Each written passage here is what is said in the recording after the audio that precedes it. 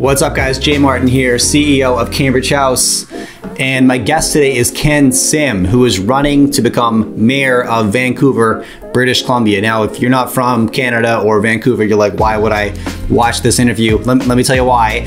The reason I wanted Ken on the show is because Ken is from humble beginnings, a self-made, incredibly successful entrepreneur who now has decided to step into politics. And this is something I hope we see a lot more of. Having said that, I can't understand why anybody would do it, because as we know, the political battlefield is about the most vicious and personal of any.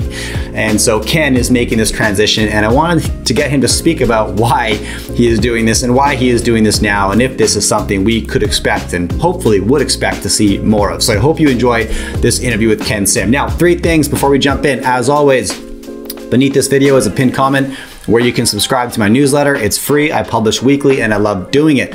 Number 2, when I launched this YouTube channel, I never expected to make advertising revenue. Coincidentally, I do now, which is awesome. And so what I've decided to do with that cash is donate it to an organization that's super close to my heart called Zero Ceiling. Zero Ceiling's mission is to end youth homelessness by giving at-risk urban youth the opportunity to relocate to beautiful wilderness environments like Whistler, BC, where they partner with accommodation, provide employment training, life skills, and exposure to the natural world, which can be so therapeutic and transformative. Number 3, if you prefer to listen to any of my content, you can now find me wherever you listen to your podcasts. Just search for The Jay Martin Show. Okay, here is Ken Sim. Enjoy. I assemble the smartest people I can think of or reach out to carry that conversation, and that's exactly what I've done today. Please give my panel a round of applause. Welcome. Okay, what's up guys? Jay Martin here, investor and CEO of Cambridge House, and I'm joined right now by Ken Sim, mayoral candidate for Vancouver, British Columbia. Ken, how are you? I'm doing great, Jay. Thanks for having me. Yeah, thanks for coming on. I'm excited to chat with you about a handful of things, just like a web of directions. I'd love to take this conversation. And, you know, for anybody watching this, my viewers are global, right? And so you may be wondering, why do you have a local mayoral candidate on the show? I live in Alabama. What's the relevance to me? So number 1, Vancouver is my hometown. That's why. But number 2, I think that Ken symbolizes what I hope is a trend of successful entrepreneurs, self-made entrepreneurs, then making the very daring transition into politics. And this is something I hope we see a lot more of. So that right there, I think you'll find very interesting. So Ken's the founder of a handful of companies, but including companies like Nurse Next Door. I think you employ over 8,000 people. It's multinational. You're in 3 countries, somewhere around 200 locations. Correct me if any of those numbers are wrong, Ken. My first question for you is, you know, you're self-made, humble beginnings, you know, risk taker, entrepreneur, successful entrepreneur. Why would you make the transition now into politics? Well, you know, there's so many reasons, but in no particular order. 1, I have 4 boys, ages 12 through 20, and none of them see a future for themselves in Vancouver. And I'm a proud Vancouverite. I traveled around the world, and I always decided, you know, I worked across, all over the world, and I always wanted to come back home. So this is my home. And I want it to be a home, or an opportunity to be a home for my kids. There's also one of the guys that I ran with council, or he ran for council with us. He had the best quote, and it was, you know, when we're growing up, we draw from this social bank, and we take from this bank to sort of help us get through our lives. And at some point in time, we get to that stage where we have to give back to that bank for the next generation. And that really stuck with me, because I've benefited so much from mentors and people that helped me out, people that came before me. Like I look at the house that I used to live in, and on the deed, it actually said, "This property shall not be transferred to Negroes or Orientals." It was built in 1921. Wow. And it didn't come, if it wasn't for the people that came before it that fought for a right to make our city a better place, I wouldn't have the opportunity to live in my own home, let alone run a business or run for mayor or have kids in the city. So I truly believe it's incumbent, not just upon myself, but on all of us. If we have the opportunity to give back and make this place a better place, we should. I love that. And I love the analogy. You know, we spend the first quarter, 30%, 50% of our life taking from that social bank. You know, if you're fortunate enough to, you know, quote unquote, make it, or if not, whatever, there's a time when you should be giving back and replenishing that bank, replenishing those resources for future generations. But why don't we see this more frequently? Because, you know, I'm fortunate. My network's pretty awesome. And I know so many successful people. And yeah, to your point, they love to pay it forward in the form of mentorship, philanthropy, etc. But very few step into politics. Why do you think that is, Ken? Well, I think it's tough. Like, I don't think the job is necessarily any harder, but if you're a mentor, so you know, I know a lot of entrepreneurs who are a mentor, it's fulfilling. You get a lot out of it. People appreciate it. You can give to charitable causes, and that feels great too. And when you step into the ring of politics, people want to take your head off. They will label you. We are in this world of identity politics and performative politics, and they try to put you in a little box, and then they attack you. And then once you know, if you're fortunate enough to get the job, you get punched in the face, left, right, and center. And if you do your job incredibly well, at some point you will get unceremoniously thrown out, and people will hate you. And then, you know, for people that are, you know, look, I define success a different way, but let's say you're successful financially. Most people would go, why would I bother? Right? Like, you know, relative to, you know, what I can do, if I put that amount of effort into my business or something else, I can make way more without any of the grief. Why would I ever do that? And it's unfortunate because it actually scares a lot of people away. And what we need isn't more money. We need people with thoughts and ideas that are pragmatic, that don't base their decision on ideology and actually want to be good for the city, the province, the country, or down in the States, you know, city, state, country, whatever. 100%. And, you know, it's unfortunate that politics, as you said, it's such a dirty fight. Like the gloves, they were never on, you know, like, you know, business is competitive. There's a lot at stake. We risk our livelihoods, right, to build companies. It's very high stakes. Yet between competitors, I guess at least, you know, in my realm, Ken, call it small to medium enterprise, we don't see that kind of viciousness in the competitive landscape, but it's ever present in politics.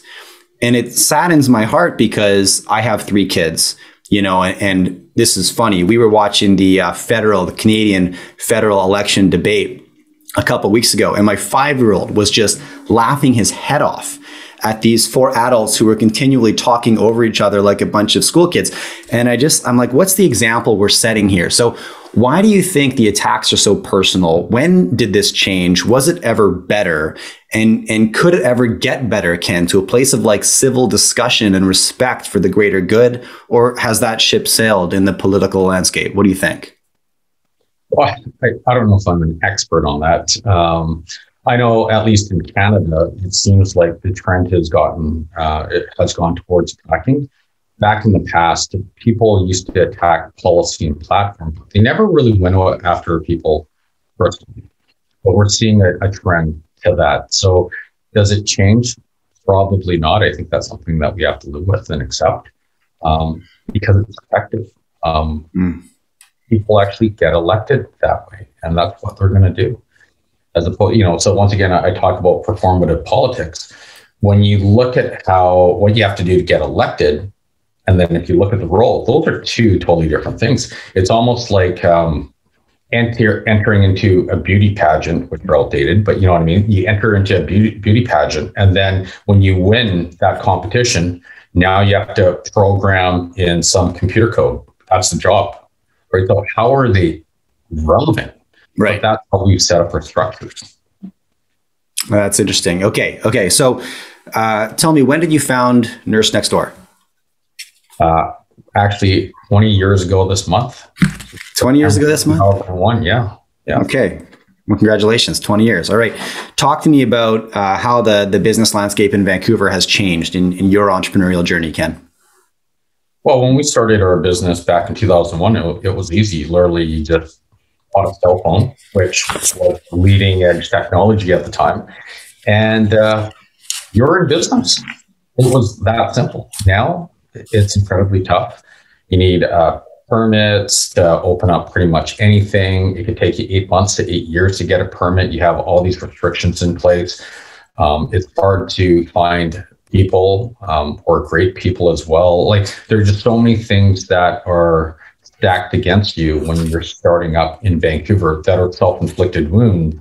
I can tell you one thing: if I were to start a business now, probably isn't in Vancouver. And think about that. We started a company that literally was a bootstrap startup. We had 7 team members and 2 cell phones at the time, and we've grown it to over 8,000 team members across 3 countries. And we wouldn't start in Vancouver today. What does that mean to our city and our province when you have individuals like ourselves that would love to start up a business but won't anymore? It's a big problem. It's a big problem. Okay, now I want you to speak to Vancouverites now, and myself included, Ken.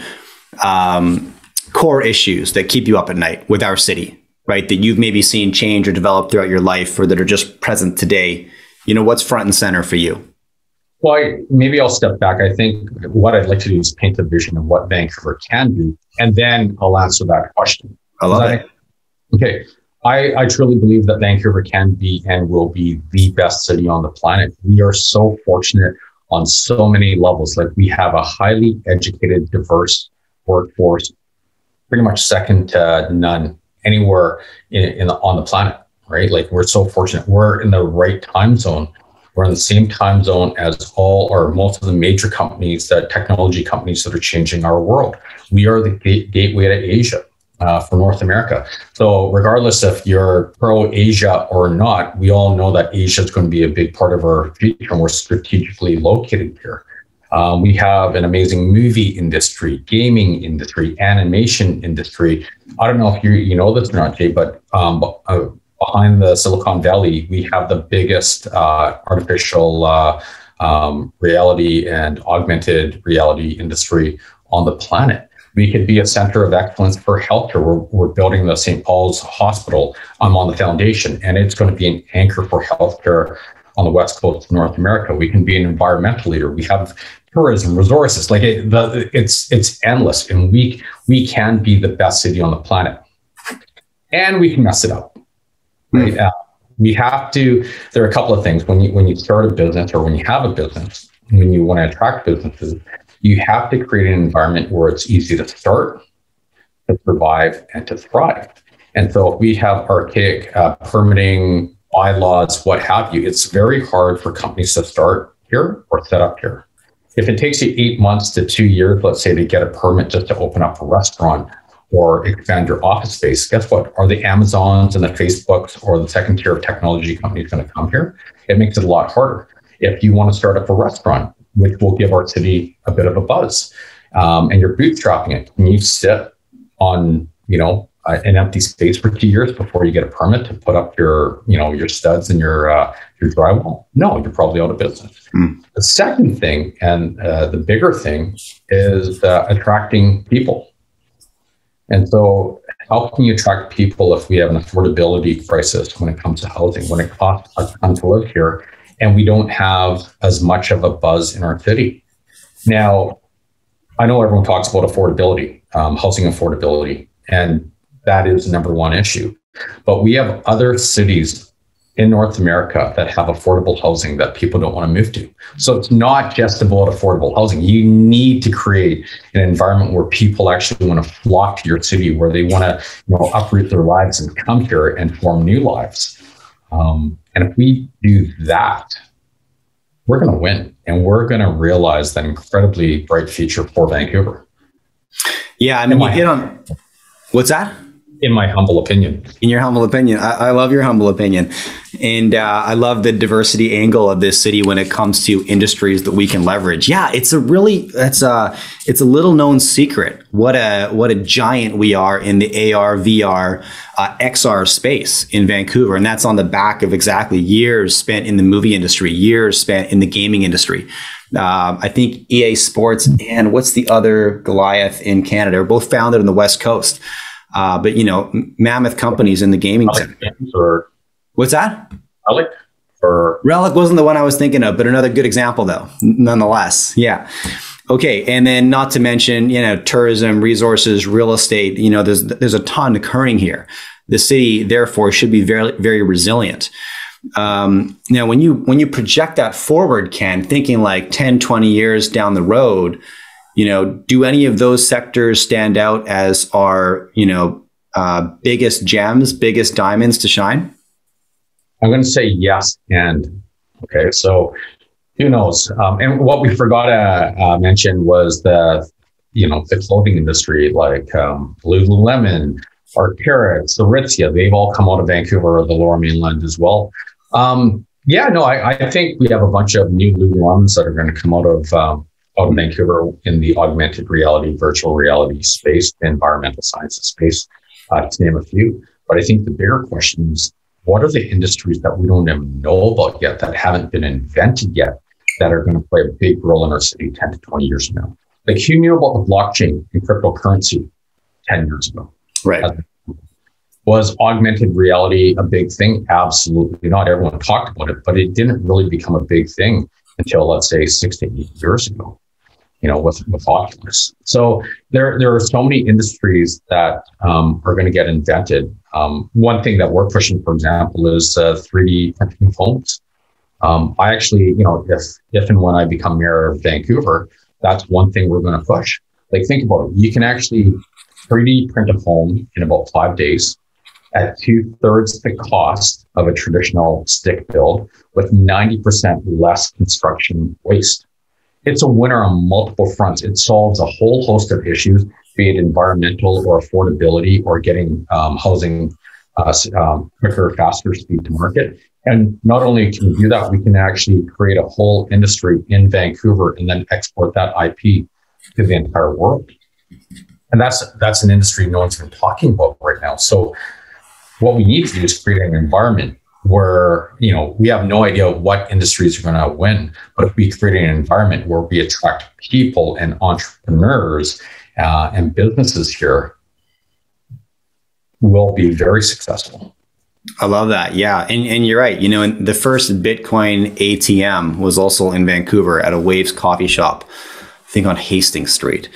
I love your example of 3D printed homes because, you know, isn't that the case? Like, whatever sectors have already been disrupted by tech are now deflationary. Really, any technological service, mainly media, massively deflationary. And we're seeing inflation in pretty much everything else until that gets attacked by tech. The same way, I completely agree. Home building.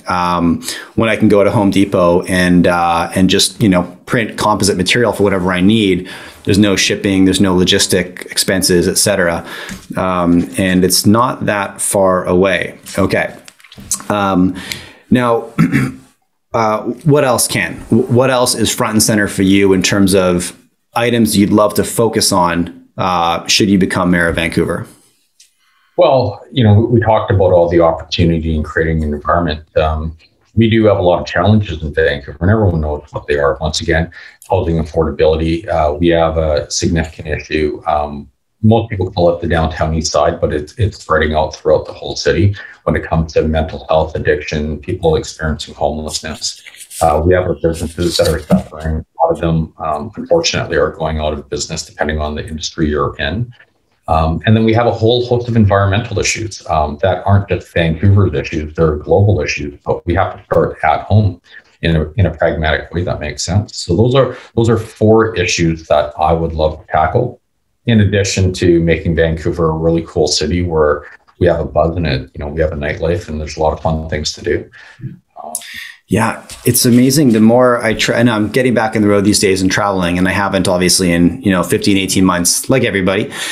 But the homeless scenarios that are developing across so many of the major cities in the US are quite daunting, right? And there's some cities like LA, and you wonder, how do you come back from that, right? You're talking about, I think about 250,000 people, homeless on any given night, right?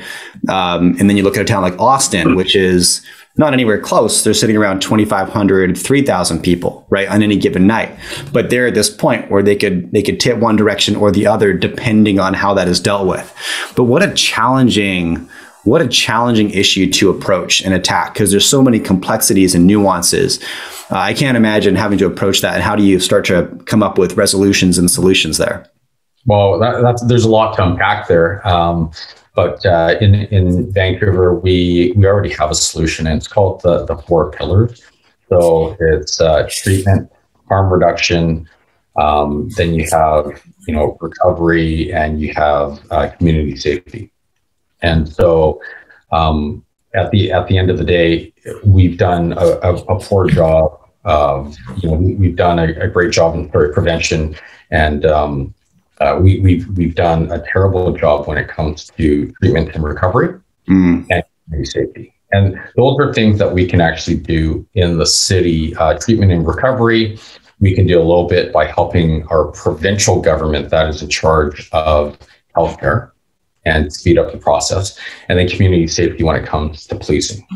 The challenge we have is we have a lot of different governments involved. There's jurisdictional issues. And then we have politicians from all different parties that blame other groups, saying, well, we can't handle it because it's a provincial issue or it's a federal issue. And I truly believe that the mayor of the city of Vancouver, whoever that mayor is, needs to own it. And so if we have a homeless issue or a mental health issue, if I'm mayor, like, I either solve it or I fail to communicate to the province and the federal government why they need to support us on the healthcare side and the housing side. So it will be my failure regardless. And so I think that's the first step in making significant headway into addressing that issue. And the issue is, I do think, is it fixable 100%? Absolutely not. Anyone who tells you that is, I'm going to say misleading, but you can say lying, but they're really misleading you. But we can have a significant impact on it. And it's not a lack of resources. We've shown during this last pandemic that we do have the resources if we are willing. The federal government literally spent $500 billion during this pandemic to date, probably more than that. And so, are you telling me that we don't have the resources? And then, if you actually break down the numbers, and depending on who you talk to, the numbers range between $1 million a year, about $365 million a year, to $1 billion a year that goes into the downtown east side. That works out to about $300,000 per person each year in the downtown east side that has an issue. So it's not a lack of resources, it's a lack of political will and holding people accountable and addressing the issue. And so if you're, sorry if I'm rambling too long on this, but when it comes to politics, I look at identity politics. Are you left? Are you right? I think that that's an archaic way of looking at things, and it's fully irrelevant. If you are traditionally left, you want to help people. You're going to help people regardless of how much it costs. If you're right and you don't care about people, you go, well, wait a sec. The way we're doing it right now, we're getting zero outcomes, and we're spending over $300,000 a year. There must be a better way where we can spend $300 or less per year per person and solve the issue, and it's great for the economy. Either way, we have a vested interest in solving it. Right? So where does this left versus right come in? But when we have elections, when we elect people, and then we try behaviors based on why they're elected, we run into the issues that we do. Yeah. Now, do you have any insight, Ken, into, let's talk about the Vancouver homeless situation for a second. How many, what percent of our homeless population is, I don't know if you want to call it like permanently homeless versus in that very temporary transition period where they are homeless between homes or whatever. But there's, I guess, where this is coming from is, from my understanding, there's this opportunity period, typically when somebody has maybe been evicted or, you know, had to leave their situation for whatever reason, and they're on the street for a few days, right? And those few days are the opportunity to provide them with the resources to get back on their feet quickly before things spiral out of control. This becomes a multi-week, multi-month permanent situation. Does that make sense to you? Am I articulating that correctly? Yeah, and you're identifying one part of the issue. Sure. And so how many people do we have that fit that bill? I don't know. It changes. Sure. If you look at, there are two individuals that are doing great work. There are a lot of individuals that are doing great work, but former premier of our province, Mike Harcourt, and Dr. Bill McEwen, who worked at St. Paul's, they're leading the charge on an initiative that have basically identified about 2,800 people, 300 incredible, like almost impossible. These are my words, not their words. Almost impossible to help. And then there's another 2,500 people that are incredibly hard to help. And so it's not just homelessness. They fall through the cracks because they could be experiencing great trauma, mental health, addictions, homelessness. They're in the, in the legal system. And so it's a very complex, issue. And their thesis is, if they literally they have advocates for these individuals and they make sure they don't fall through the cracks, you will deal with the vast majority of the issues that come out of not helping these people. And so that's, there's some exciting work happening there. Will it work or not? I actually think it could work, and there's no reason why we shouldn't try it and support it. Worst case, scenarios, it doesn't, and we're back at the drawing board. If it did work, amazing. I love that. Okay, Ken, look, thank you for coming on and chatting with me. And it's good to see you. Good to catch you up. Love getting you in front of my audience. For anybody who's curious and they want to hear more from you, where should we send them? Send them to my website, kensim.ca. So that's kensim.ca. And I'm running for mayor. Look me up, and also Google my name on October the 15th, 2022, and see what happens. Yeah, I love that. All right. Hey, thanks, Ken. I appreciate it. All right. Take care. Okay, guys, 3 last things. First, if you enjoy my interviews and would like a bit more, you can subscribe to my Friday newsletter. It's free, and the comment to subscribe is right beneath this video in that pinned comment. In this newsletter, I share my key lessons learned, takeaways, and any actions that I might be taking in the market as a consequence of what I've learned on the show. Second, when I started a YouTube channel, I never anticipated generating any advertising revenue. But coincidentally, I do now, which is awesome. And so what I've decided to do is donate this to an organization that is very close to my heart called Zero Ceiling. Their mission is to end youth homelessness. The way they do this is by providing young people experiencing homelessness with supportive housing, employment, professional support, life skills, and outdoor adventure. Because often young people in urban centers with no resources will never get the opportunity to experience wild places, nature that can be so transformational, and absolutely was for me. Third, if you prefer to listen to my content, you can now find us wherever you listen to podcasts. Just search for The Jay Martin Show.